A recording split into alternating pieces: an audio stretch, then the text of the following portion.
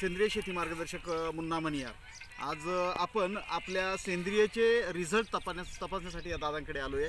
तर आपण पहिल्यांदा यांना नाव विचारूया. नमस्कार दादा. नमस्कार. नाव? खंडू बबन जांभरे. ओके. आपण काय वापरलं होतं आपल्या शेतीला या ठिकाणी?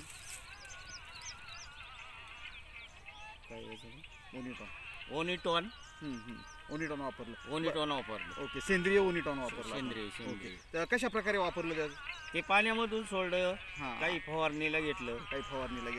बरं. आता काय तुमचा अनुभव काय सांगाल बा याच्या म्हणजे ज्या वेळेला ओनिटॉन घेतलं नव्हतं त्याच्या अगोदरचे तुमचे कांदे आणि घेतल्याच्या नंतर काय बदल घडला?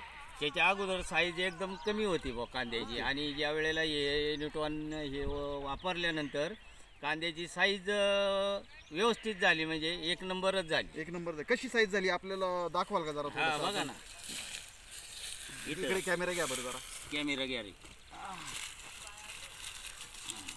पहा, हे ओनिटॉन वापरल्याच्या नंतर ह्या कांद्याची साईज आणि कलर कशा प्रकारे झाला आहे आपण पाहू शकता. म्हणजे साधारणतः साईज आणि कलर दोन्हींनाही यामुळे फरक पडला. साधारण काय अंदाज आहे तुमचा? किती क्षेत्र आहे? आता 1 एकर आहे, 1-2 गुंठ, म्हणजे 1 एकर तर पक्क आहे. बरं. किती गळीत झाला असेल साधारण तुमचा? आज असा ज्याने बुवा कांदे पिकवलेत, ज्याला अनुभव आहे, त्यांचं म्हणणं आहे का कमीत कमी 350 ते 350ला ओलांडून 400 पर्यंत पिशवी, पावणे 400 पर्यंत जायला पाहिजे. 350 तर पक्की निघेल बा. म्हणजे सगळाच जवळजवळ सगळाच कांदा हा एक नंबर झाला. दुसऱ्या गुणीमध्ये चेक करूया आपण त्या ठिकाणी.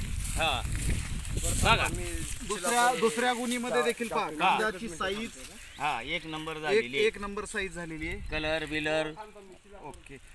तुम्ही या प्रोडक्ट बद्दल समाधानी आहात? समाधानी. एक नंबर आहे, एक नंबर आहे. ओके. या माध्यमातून तुम्ही शेतकरी बांधवांना काय? शेतकरी बांधवांना हे ऑर्गनाइजचे हे समजा हे आहेत औषधं, हे पिकाला नेहमी देणं गरजेचं असतं. याने प्रोडक्शन वाढतं आणि उत्पन्न सुद्धा वाढतं. ओके. आभारी आहे साहेब. आपण धन्यवाद. आमच्या चॅनलला एवढी आपली मुलाखत दिली आणि शेतकरी बांधवांपर्यंत आपला मेसेज पोहोचवला त्याबद्दल आपले आभार. नमस्कार.